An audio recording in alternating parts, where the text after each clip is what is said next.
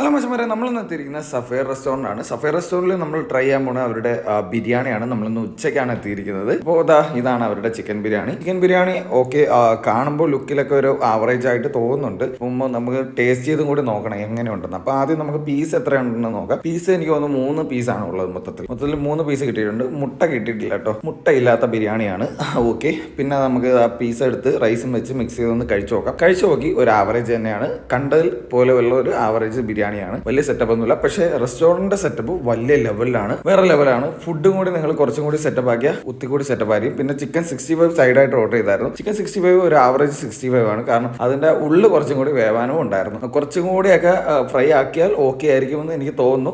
എന്റെ റെക്കമെൻഡേഷൻ ആണ്. അത് അവര് എടുക്കാതിരിക്കാം. പിന്നെ അതിനോട് നമുക്ക് കുറച്ച് റൈസും കുറച്ച് അവരുടെ ചിക്കൻ ബിരിയാണിയുടെ പീസും കുറച്ച് റൈത്തയും കുറച്ച് അച്ചാറും കൂടി ചേർത്ത് നമുക്കൊന്ന് ട്രൈ ചെയ്ത് നോക്കാം. അപ്പോൾ അതും ആവറേജ് ആയിരുന്നു, വലിയ സെറ്റപ്പ് ഒന്നും ഇല്ല കേട്ടോ. കാരണം ബിരിയാണി നമുക്ക് ഒരു ആവറേജ് ആണ് തന്നത്. ആ ഒരു ഫ്ലേവേർഡ് മണമൊക്കെ ഉണ്ട്, പക്ഷെ നമ്മൾ വിചാരിച്ചത്ര ടേസ്റ്റ് ഒന്നുമില്ല. ഓക്കെ, അപ്പോൾ അത്രേ ഉള്ളൂ. പുതിയൊരു വീഡിയോ ആയിട്ട് വരസം കാണാം. ഇതിന്റെ പ്രോപ്പർ ലൊക്കേഷൻ ഗുരുവായൂർ ഗരുഡ സ്റ്റാച്ചുവിന്റെ ഓപ്പോസിറ്റ്.